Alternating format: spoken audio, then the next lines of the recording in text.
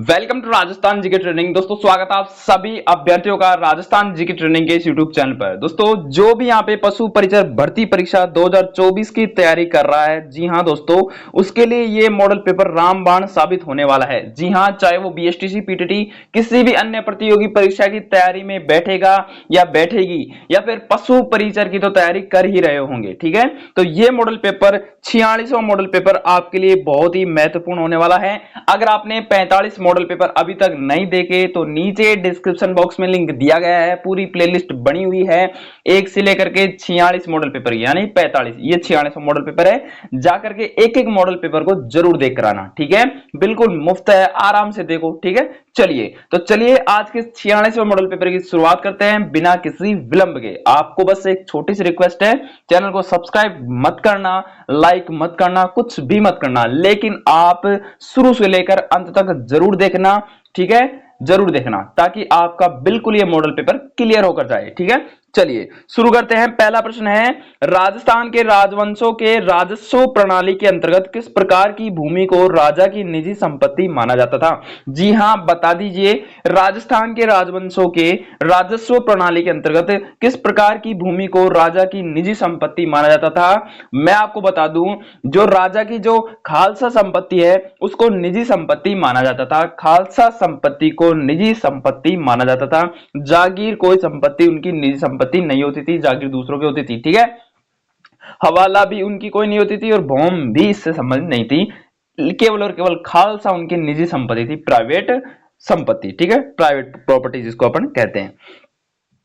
अगला प्रश्न है, हाल ही में राजस्थान के किन जिलों में पोटास के बड़े भंडार मिले हैं? जी हां, बता दीजिए कि हाल ही में राजस्थान के किन जिलों में पोटाश यानी पोटेशियम के सबसे ज्यादा भंडार देखने को मिले हैं, और वो जिले हैं गंगानगर और बीकानेर जिले, ठीक है। चलिए अगला है, निम्नलिखित में से कौन सा अभिलेख या शिलालेख जिला और स्थान सुमिलित नहीं है? जी हां दोस्तों, आजकल सत्य असत्य वाले गए जमाने, आजकल सुमिलित करने वाले और जो असुमिलित है उनके ज्यादातर प्रश्न पूछे जाते हैं। कथन और निष्कर्ष पर आधारित प्रश्न बनेंगे, ठीक है। यानी कि पहले वाला पैटर्न थोड़ा अलग हो गया, आजकल नए पैटर्न के आधार पर प्रश्न पूछे जाते हैं, तो आपको तैयारी भी उसी पैटर्न के आधार पर करनी होगी। तो बता दीजिए कौन सा अभिलेख और कौन सा जिला सुमिलित नहीं है। तो भाई आप सबको पता है, बसंतगढ़ का शिलालेख सिरोही में है, बिल्कुल। मानमोरी का शिलालेख चित्तौड़गढ़ से प्राप्त हुआ था, ठीक है, जिसको अल्बर्ट क्या, घोड़े वाले बाबा कर्नल जेम्स टोड ले जाते समय, इंग्लैंड ले जाते समय उसको उसमें जहाज में ही छोड़कर चले गए थे, कि मतलब जहाज डूबने वाला था इसलिए उसको समुद्र में फेंक कर चले गए थे। वो मानमोरी का शिलालेख था वो, ठीक है। चलिए, और अब चीरवा का उदयपुर में है, बिल्कुल, लेकिन घटियाल तो जैसलमेर में है ही नहीं, ठीक है। तो ऑप्शन नंबर सी अपना राइट आंसर आ जाएगा कि घटियाल शिलालेख जैसलमेर का नहीं है। चलिए अगला प्रश्न है कि किस मेवाड़ शासक के समय जावर की खानों में चांदी की प्राप्ति हुई थी? जी हां, तो ऐसा कौन सा मेवाड़ का शासक है? जी हां, यानी कि लक्ष्य सिंह, महाराणा लक्ष्य सिंह या लाखा सिंह। इनको दोस्तों भाग्यशाली राजा भी कहा जाता है, क्योंकि इनके समय ही सांबर झील बनी थी, ठीक है, यानी कि उसने बनाई थी सांबर झील, ठीक है। और इन्हीं के समय ही खाने वाने खुदी थी जो अपने चांदी की थी, ठीक है। तो मतलब इनको भाग्यशाली राजा, लक्की राजा कहा जाता है, मतलब इनके राजपाट में सारी चीजें अपने आप हो गई थी, ठीक है। तो इसलिए इनको लक्की राजा कहा जाता है, महाराणा लाखा सिंह को। अगला है, लटियाल माता का मंदिर राजस्थान के किस जिले पर अवस्थित है? तो लटियाल माता का मंदिर किस स्थान पर अवस्थित है? सॉरी, जिले पर नहीं, किस स्थान पर अवस्थित है लटियाल माता का मंदिर? तो सबको पता होगा, फलोदी में है, ठीक है, फलोदी में। और लटियाल शिलालेख भी अपने फलोदी में ही है, ठीक है, जोधपुर, लेकिन अब तो फलोदी खुद जिला है, ठीक है। चलिए, चित्तौड़ के द्वितीय शाखा में किस रानी ने जोर किया था? तो चित्तौड़गढ़ के जो द्वितीय शाखा था, दूसरा शाखा था, उसमें दोस्तों कर्णावती ने, किसने? कर्णावती ने जोहर किया था। निम्नलिखित में से कौन सा घन लोक वाद्य यंत्र नहीं है? घन लोक वाद्य यंत्र कौन सा नहीं है, इसके बारे में बता देना है दोस्तों। मंजीरा है, मतलब घन क्या होता है? दो चीजों के तालमेल से बजने वाला, ठीक है, जैसे जंजीर मंजीरा, ठीक है, इस प्रकार से मंजीरा है। मंजीरा है कि नहीं? बिल्कुल है। चीपिया है, हाकल है, लेकिन बांकिया, बांकिया दोस्तों अपने घन लोक वाद्य यंत्र के अंतर्गत नहीं आता, ठीक है। चलिए, बांकिया दुका को ये अलग है, ठीक है। चलिए अगला, राजस्थानी किस नरसंहार को गांधी जी ने दोहरी डायर शाही की संज्ञा दी? तो राजस्थानी किस नरसंहार को गांधी जी ने दोहरी डायर शाही की संज्ञा दी थी? और वो नरसंहार आपसे पूछ लेना, कोई भी पूछ ले, चलता फिरता कैसे भी, तो आपको एक ही जवाब देना है, और उस नरसंहार का नाम है नीमूचना नरसंहार, ठीक है। नीमूचना जो अपने अलवर के आसपास हुआ था, ठीक है, नीमूचना नरसंहार को, ठीक है। चलिए अगला है दोस्तों, अगला प्रश्न आपसे पूछ ले कि जिंगोली जो पर्वतसर है उसका युद्ध 1807 में लड़ा गया था, किन किन के मध्य लड़ा गया था जिंगोली का युद्ध। जी हाँ, आपने शायद ही कम सुना होगा लेकिन सुन लो, बहुत ही इंपॉर्टेंट प्रश्न है, कई बार एग्जाम में आता है। जिंगोली का युद्ध जयपुर और जोधपुर के मध्य लड़ा गया था। जी हाँ, 1807 ईस्वी में। ठीक है, इनके शासकों के मध्य लड़ा गया था। इस प्रकार से पूछा जा सकता है, स्थान के मध्य भी पूछा जा सकता है, शासकों के मध्य भी पूछा जा सकता है। चलिए अगला प्रश्न है कि सीफ एक है। सीफ क्या है? तो सबको पता है भाई, सीफ क्या है? अनुदैर्ध्य बालू का स्तूप। और क्या है? ठीक है, बालू का स्तूप है, रेत के टीले हैं जो अनुदैर्ध्य आकृति में बनते हैं।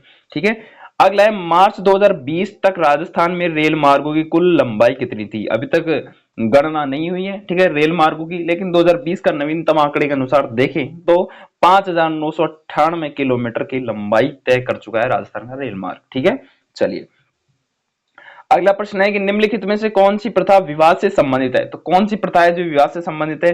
भाई जड़ूला बच्चा होने से संबंधित है, जलवा पूजन भी अपने बच्चा होने से संबंधित है, ये मौसरी से संबंधित है नहीं, तो मूठ भराई, जी हाँ मूठ भराई अपने विवाह से संबंधित है। 1857 की क्रांति के दौरान राजस्थान में ब्रिटिश छावनियां कितनी थी? तो सबको पता होना चाहिए दोस्तों, 6 ब्रिटिश छावनियां थी। कितनी थी? 6 ब्रिटिश छावनियां थी 1857 क्रांति के समय। अगला है राजस्थान की अंतरराष्ट्रीय सीमा पर स्थित जिलों का उत्तर से दक्षिण सही क्रम। बहुत ही इंपॉर्टेंट प्रश्न है दोस्तों, टिक लगा लीजिए, एग्जाम में 100% आएगा कि राजस्थान की अंतरराष्ट्रीय सीमा पर स्थित जिलों का उत्तर से दक्षिण क्रम, दक्षिण से उत्तर क्रम किसी प्रकार से भी पूछ सकता है, लेकिन आपको याद रखना है कौन कौन से जिले हैं वो।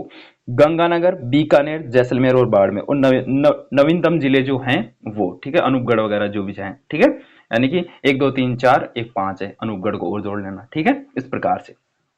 चलिए अगला प्रश्न दोस्तों कि निम्नलिखित सिंचाई परियोजना और जिला में कौन सा सम्मिलित नहीं है? तो सिंचाई परियोजना है एक तरफ है और कौन सा जिला इनमें सम्मिलित नहीं है, इसके बारे में बात कर लेते हैं। बिल्कुल बेहद ही आसान प्रश्न है, इस प्रकार के प्रश्न आपसे पूछ ले तो बहुत ही सरल जवाब देने का तरीका होता है। इनमें अपन को 3 को सही करना होता है और 1 को गलत करना होता है। ठीक है, तो गलत के युग्म को अपन छांटते हैं, तो गलत युग्म को छांट सकते हैं भाई। सावन भादो कोटा की है, ठीक है, ये मेरे को आता है। सोम कमला अंबा डूंगरपुर, ये अपने डूंगरपुरी। ठीक है, सोम कमला अंबा ये नहर परियोजना है जो अपने डूंगरपुर से संबंधित है। नौर सिद्धमुख हनुमानगढ़ चूरू के, लेकिन सोम कागदर संबंध नहीं है, बस option number B right answer आ जाएगा। ठीक है, राजस्थान में भीलों द्वारा पहाड़ी भागों में की जाने वाली कृषि को क्या कहते हैं या क्या कहलाती है? जो राजस्थान में भीलों द्वारा जो कृषि होती है पहाड़ी क्षेत्रों में, उसको चिमाता कहते हैं। जी हाँ साथियों, चिमाता कहते हैं उसको। क्या कहते हैं? चिमाता। झूमिंग खेती अलग होती है। ठीक है, चौखेलाव महल राजस्थान के किस जिले में स्थित है? बहुत ही इंपॉर्टेंट प्रश्न है। तो ये अपने जोधपुर दुर्ग में है। कहां पे है? जोधपुर के किले में स्थित है, जिले में नहीं, किले में, जोधपुर के किले में स्थित है। अगला है अटल भूजल योजना किसके वित्तीय सहायता से लागू की गई? तो अटल भूजल योजना है दोस्तों, ये अपने विश्व बैंक के वित्तीय सहायता कोष से प्रारंभ की गई थी। ठीक है, माही कंचन और माही धवल किस फसल की किसमें है? बहुत ही इंपॉर्टेंट प्रश्न है, कई बार एग्जाम में आता है और हर बार छपता है दोस्तों। माई कंचन और माई धवल आपसे पूछ ले किसकी किसमें है, तो आपका सीधा सीधा जवाब जाएगा यार ये तो लगभग किसकी हो सकती है, ये तो गेहूं की हो सकती है या फिर कोई चावल वावल की हो सकती है। लेकिन मैं आपको बता दूं माही कंचन और माही धवल दोस्तों ये मक्का की है। किसकी है? मक्का की। किसकी है? मक्का की है। मक्का की किसमें है? बहुत इंपॉर्टेंट प्रश्न है, आपको याद रखना है। ठीक है, बहुत ही इंपॉर्टेंट प्रश्न है। चलिए अगला 20वां प्रश्न है और बहुत ही शानदार प्रश्न है कि निम्नलिखित में से कौन सा राजस्थान में लोकायुक्त की जांच के दायरे में नहीं आते? मतलब कि राज्य व्यवस्था से संबंधित है, राजस्थान की राज्य व्यवस्था की संबंधित है कि राजस्थान में लोकायुक्त की जांच के दायरे में कौन नहीं आते? निम्नलिखित में से कौन राजस्थान में लोकायुक्त की जांच के दायरे में नहीं आते और सभी आते हैं? तो इसके बारे में बात करें दोस्तों, मंत्री जांच के दायरे में नहीं आता, लोकायुक्त की जांच के दायरे में कभी नहीं आता मंत्री। ठीक है, विभागीय सचिव भी नहीं आता। ठीक है, तो कौन आता है भाई? और ये 3 और 4 आते हैं, कौन कौन से? राज्य विधानसभा सचिवालय के कर्मी और महालेखाकार राजस्थान, ये अपने 3 है ना, राज्य विधानसभा सचिवालय कर्मी और महालेखाकार राजस्थान, ये अपने दायरे के अंतर्गत आते हैं। राज्य विधानसभा सचिवालय कर्मी और महालेखाकार राजस्थान, मतलब कि ऑप्शन नंबर 20 का राइट आंसर आ जाएगा। ये लोकायुक्त की जांच के दायरे में आते हैं। बहुत ही इंपॉर्टेंट प्रश्न माना जाता है दोस्तों ये। ठीक है, चलिए अगला प्रश्न है कि राष्ट्रीय पुरस्कार प्राप्त मोहनलाल किस शिल्प कला से संबंधित है? तो राष्ट्रीय पुरस्कार प्राप्त मोहनलाल किस शिल्प कला से संबंधित है? और ये अपने मोलेला मृण मूर्ति, मृण यानी मिट्टी, मूर्ति कला से संबंधित है अपने कौन? मोहनलाल। ठीक है, बहुत ही शानदार प्रश्न है। ठीक है। राजस्थान में 75 से 110 सेंटीमीटर वार्षिक वर्षा वाले क्षेत्रों में कौन से वन पाए जाते हैं? जहां पे सबसे ज्यादा वार्षिक वर्षा होगी उनमें आपको सबको पता है, उनमें शुष्क सागवान वन पाए जाते हैं। कौन से? शुष्क सागवान वन पाए जाते हैं ज्यादातर। ठीक है, चलिए अगला प्रश्न है प्यारे साथियों, आपको पता होना चाहिए कि राजस्थान की निम्नलिखित झीलों में से कौन सी राष्ट्रीय झील संरक्षण कार्यक्रम के अंतर्गत नहीं आती? इनको नहीं पर ज्यादा फोकस करना है कि कई बार अपन जल्दी जल्दी में प्रश्न को पढ़ते हैं और पता नहीं रहता कि पूछ क्या रहा है, अंतर्गत आती है या नहीं आती। कई बार नहीं को भूल जाते हैं और आती है, ऐसा कर देते हैं और अपन जो है उसको टिक करके आ जाते हैं, लेकिन और अपन मानते हैं वो प्रश्न सही है अपना, लेकिन वो गलत है क्योंकि अपन ने पूरा पढ़ा ही नहीं उसको। ठीक है, तो याद रखिए प्रश्न को सही ढंग से पढ़ना। ठीक है, कि राजस्थान की निम्नलिखित झीलों में से कौन सी राष्ट्रीय झील संरक्षण कार्यक्रम के अंतर्गत नहीं आती? तो राष्ट्रीय झील संरक्षण कार्यक्रम के अंतर्गत इनमें से कौन सी झील नहीं आती? आनंद सागर आती है, पिछोला आती है, फतेह सागर आती है, लेकिन कोलायत जो झील है ना, ये कोलायत नहीं आती। ठीक है, राष्ट्रीय झील संरक्षण के अंतर्गत कोलायत झील। इंपॉर्टेंट प्रश्न है। निम्नलिखित में से कौन सी राजस्थान में लोक नाट्य शैली नहीं है? तो लोक नाट्य शैली कौन सी नहीं है, इसके बारे में आपसे पूछ ले तो आपको बताना है। देखो स्वांग लोक नाट्य शैली है, ख्याल आपने सुना है खूब, रम्मत सुना है, लेकिन डाडी ये क्या है भाई? ये लोक नाट्य शैली है। ठीक है, तो यही इसका राइट आंसर आ जाएगा, ऑप्शन नंबर ए। अगला प्रश्न है साथियों, बहुत ही इंपॉर्टेंट प्रश्न माना जाता है ये भी। ठीक है, आप कहोगे सर आप तो सभी को इंपॉर्टेंट मान रहे हो। जी हाँ, मॉडल पेपर के सभी प्रश्न इंपॉर्टेंट होते हैं, सभी प्रश्न एक दायरे में शामिल किए जाते हैं। ठीक है, और ये अलग अलग सिस्टम से सेट किए जाते हैं। ठीक है, तो निम्नलिखित में से कौन सा प्राचीन अंचल और वर्तमान जिला सम्मिलित नहीं है? तो प्राचीन अंचल मतलब कि पहले किस जिले को किस नाम से जाना जाता था, तो फिलहाल किस नाम से जाना जाता है, कौन सा सम्मिलित नहीं है, इसके बारे में बताना है। तो बता देंगे भाई, सीवी चित्तौड़गढ़ को कहा जाता था, भाई सीवी चित्तौड़गढ़ को कहा जाता था ना, जांगल देश बीकानेर को कहा जाता था, अबूर्द अपने सिरोही को कहा जाता, संपाद लक्ष्य अपने सिक्कर और झुंझुनू को नहीं कहा जाता था। ठीक है, संपाद लक्ष्य अपने सिक्कर और झुंझुनू को नहीं कहा जाता, किसको कहा जाता था कि अपने सांबर के आसपास जो क्षेत्र है उसको संपाद लक्ष्य के नाम जाना जाता था। ठीक है, तो ऑप्शन नंबर सी अपना राइट आंसर जाएगा। अगला प्रश्न पूछ रहा है कि किशनगढ़ हवाई अड्डे का उद्घाटन किया गया था? किशनगढ़ वही अजमेर वाला। ठीक है, तो किशनगढ़ कह दीजिए, फिर अजमेर हवाई अड्डा कह दीजिए, सेम है। ठीक है, तो आपको पूछ ले तो आपको याद रखना है अक्टूबर 2017 को उद्घाटन किया गया था किशनगढ़ हवाई अड्डे का। ठीक है, चलिए साथियों अगला प्रश्न भी बेहद इंपॉर्टेंट माना जाता है, राजस्थान लोक सेवाओं के प्रदान की गारंटी अधिनियम 2015 के बारे में ये प्रश्न है। ठीक है, तो इसको सही ढंग से पढ़ना है कि इसकी शुरुआत 15 सरकारी विभागों की 108 सेवाओं से की गई। राजस्थान लोक सेवाओं के बारे में कहा गया है, तो सेवा प्रदान करने की निर्धारित अवधि की गणना में राजकीय अवकाशों को जोड़ा जाता है। तो सही कूट का चयन करना है अपन को। ये 27वां प्रश्न है ना, बहुत ही इंपॉर्टेंट प्रश्न है, एक बार दोबारा पढ़ना। ठीक है, कि राजस्थान लोक सेवाओं के प्रदान की गारंटी अधिनियम 2015 के बारे में अधोलिखित कथनी को पढ़िए। तो पहला कथन कह रहा है कि इसकी शुरुआत 15 सरकारी विभागों की 108 सेवाओं से की गई। चलिए देखते हैं। चलो, सेवा प्रदान करने की निर्धारित अवधि की गणना में राजकीय अवकाशों को जोड़ा जाता है।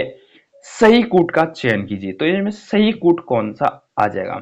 देखो भाई, जो लोक सेवा आयोग है, ठीक है, जो आरपीएससी है, उसकी जो आरपीएससी से संबंधित है, ठीक है, राजस्थान लोक सेवाओं से संबंधित। ठीक है, राजस्थान लोक सेवाओं से संबंधित है, जिसमें अपने जो भी जो आरएस वगैरह है, तहसीलदार हैं, ठीक है, जो भी इनसे संबंधित पद है ना, वो 108 सेवाओं से संबंधित है। 15 सरकारी विभाग हैं और उनमें 108 सेवाओं से संबंधित है। ये ऑप्शन बिल्कुल सही है। ठीक है, सेवा प्रदान करने की निर्धारित अवधि की गणना में, बिल्कुल भाई, कोई भी एसडीएम है वो सेवा प्रदान करेगा, लेकिन उसको निर्धारित अवधि में राजकीय अवकाश को भी जोड़ा जाता है। ठीक है, राजकीय अवकाश भी शामिल होता है। ठीक है, सेवा के साथ साथ उनको राजकीय अवकाश भी दिया जाता है। तो ऑप्शन नंबर बी भी बिल्कुल सही है। ठीक है, तो ऑप्शन नंबर डी इसका राइट आंसर आ जाएगा। ए एवं बी दोनों सही है, या फिर एक और दो दोनों सही है। बहुत ही थोड़ा इस प्रकार से प्रश्न पूछे जाते हैं, ये प्रश्न ज्यादा टाइम खपाने वाले होते हैं, इन प्रश्नों में ज्यादा टाइम लगता है, लेकिन ये प्रश्न अगर आप सही ढंग से कर लेते हो तो इन प्रश्नों को बहुत कम लोग अटेंड कर पाते हैं। ठीक है, बहुत इंपॉर्टेंट प्रश्न होते हैं, सिलेक्शन के दायरे में यही प्रश्न ज्यादातर काम आते हैं। अगला है 28वां प्रश्न, वृहद राजस्थान का उद्घाटन 30 मार्च 1949 को किसने किया था? तो वृहद राजस्थान का उद्घाटन है दोस्तों, 30 मार्च 1949 को आपसे पूछ ले किसके द्वारा किया गया था, तो आपको बताना है किसके द्वारा किया गया था। यह अपने सरदार वल्लभ भाई पटेल के द्वारा किया गया था। चित्रकार जो अपनी आदम कद व्यक्ति चित्रों के लिए जाना जाता है, वो चित्रकार कौन सा है जो अपने आदम कद व्यक्ति चित्रों के लिए जाना जाता है, बताइए। मतलब कि कई बार एग्जाम में पूछा भी जाता है ये वाला प्रश्न कि आदम कद चित्र के लिए कौन प्रसिद्ध है, तो जयपुर का साहिबराम प्रसिद्ध है। ठीक है, जयपुर का साहिबराम। अगला है कौन सा वन्य जीव अभ्यारण्य काले हिरण और कुर्जा के लिए प्रसिद्ध है, तो काले हिरण और कुर्जा के लिए तो अपनी ताल छापर चूरू वाला अभ्यारण्य प्रसिद्ध है। ठीक है, चलिए अगला है कौन से जिले गजनेर लिप्त नहर से लाभान्वित होते हैं, तो गजनेर लिप्त नहर से तो आप सबको पता है बीकानेर और नागौर तो होते हैं। ठीक है, आका तीज किस माह में आती है, आप सबको पता है, अभी अभी गई थोड़े दिन पहले ही, बैसाख माह में। ठीक है, चलिए सबसे ज्यादा विवाह होते हैं राजस्थान में आका तीज के दिन। अबूझ सावा भी कहा जाता है इसको, यानी कि किसी को शादी करनी हो, किसी का सावा नहीं निकल रहा है, तो उसको कह देते हैं आका तीज को कर लेना शादी। ठीक है, बिना किसी पंडित से पूछे हुए ये शादी तय होती है। अगला है बड़ली का शिलालेख जो कि अशोक काल से पूर्व का माना जाता है, कहां स्थित है, तो बड़ली का शिलालेख आप सबको पता होगा अजमेर में। ठीक है, दधिमती माता का मंदिर आप सबको पता होगा कहां पे, बताइए, गोट मांगलो नागौर में, गोट मांगलो नागौर में। बहुत इंपॉर्टेंट प्रश्न माने जाते हैं दोस्तों ये। ठीक है, चलिए ये प्रश्न बताओ कि राजस्थान विधानसभा में प्रमोट स्पीकर की नियुक्ति कौन करता है, तो प्रमोटेड या फिर प्रमोट स्पीकर की नियुक्ति आपसे पूछ ले कि राजस्थान विधानसभा में प्रमोट स्पीकर की नियुक्ति कौन करता है, तो एक ही राज्यपाल करता है। ठीक है, मतलब एक ही आंसर बताना है, वो है राज्यपाल करता है। कौन करता है, राज्यपाल। ठीक है, राजस्थान विधानसभा में प्रमोट स्पीकर की नियुक्ति कौन करता है, राज्यपाल करता है। बहुत इंपॉर्टेंट प्रश्न माना जाता है ये भी। किस मुगल सम्राट ने कोटा महाराव भीम सिंह को पुरस्कार स्वरूप शेरगढ़ का किला प्रदान किया था, बताओ। ये प्रश्न बताओ कि किस मुगल सम्राट ने कोटा महाराव भीम सिंह को पुरस्कार स्वरूप शेरगढ़ का किला प्रदान किया था, और वो मुगल बादशाह कौन था, फर्रुखशियर। कौन था, फर्रुखशियर ने ही ये कोटा के महाराव भीम सिंह को शेरगढ़ का किला प्रदान किया था। ठीक है, स्वरूप, पुरस्कार स्वरूप में। टोटी आभूषण, बताओ बताओ बताओ, टोटी आभूषण शरीर के किस भाग में पहना जाता है। आभूषण बहुत ही इंपॉर्टेंट प्रश्न मानते हैं आभूषण से संबंधित, वो आभूषण टॉपिक को अच्छे से पढ़ना। ठीक है, वैसे तो सारे ही टॉपिक को अच्छे से पढ़ना चाहिए, लेकिन आभूषण से कभी भी प्रश्न नहीं रुकता, एक प्रश्न तो आता ही आता है। ठीक है, तो टोटी आभूषण आपके शरीर के किस अंग में पहना जाता है, कान में पहना जाता है भाई टोटी, कहां पे, कान में। ठीक है, चलिए हरे वृक्षों की रक्षा के लिए संप्रदाय को जाना जाता है, तो हरे वृक्षों की रक्षा के लिए विश्नोई संप्रदाय। ठीक है, विश्नोई संप्रदाय, जोधपुर का विश्नोई संप्रदाय ज्यादातर जोधपुर में निवास करता है। खिजड़ी आंदोलन में अमृता देवी विश्नोई थी वो भी। ठीक है, कौन सा सही सुमिलित नहीं है, बताओ कौन सा सही सुमिलित नहीं है, सबसे पहले बताएगा उसी को इनाम दिया जाएगा, बताओ। तो 100 द्वीपों का शहर बांसवाड़ा कहा जाता है, बिल्कुल। राजस्थान का जिब्राल्टर अजमेर कहा जाता है, और नीला शहर जोधपुर कहा जाता है, लेकिन मरुस्थल का प्रवेश द्वार जैसलमेर कहा जाता है, नहीं नहीं नहीं, मरुस्थल का प्रवेश द्वार जोधपुर कहा जाता है। किसको कहा जाता है, जोधपुर को कहा जाता है। ठीक है, चलिए अगला है साथियों, अगला और लास्ट प्रश्न है, राजस्थान भू राजस्व अधिनियम किस वर्ष पारित हुआ था। जी हाँ, भू राजस्व अधिनियम बहुत ही इंपॉर्टेंट प्रश्न है, इस प्रश्न का जवाब देकर ही जाना है। ठीक है, 1956 को याद रखना, राजस्थान भू राजस्व अधिनियम 1956 को क्या किया गया था, पारित किया गया था, 1956 को पारित किया गया था। ये था दोस्तों अपने 46वां मॉडल पेपर। आशा करता हूं कि आपको यह मॉडल पेपर बहुत ही शानदार लगा होगा, शानदार है दोस्तों ये। ठीक है, आपको अगर समझ में नहीं आया तो एक बार वापस इस वीडियो को देखना, शुरू से लेकर अंत तक, चाहे 2 की स्पीड में देखना, आपके सभी प्रश्न एकदम माइंड में बिल्कुल सेट हो जाएंगे। अगर ये प्रश्न कहीं पर भी आपको दिखते हैं तो टप देसी आप उनका आंसर दे सकते हो। ठीक है, तो मिलते हैं अगले मॉडल पेपर के साथ। बस आपको कुछ नहीं करना है, लाइक शेयर सब्सक्राइब कुछ मत करो, हाँ शेयर जरूर कर देना अपने किसी मित्र या दोस्त के पास। ठीक है, इसको, ताकि उसका भला हो सके। थैंक यू, धन्यवाद।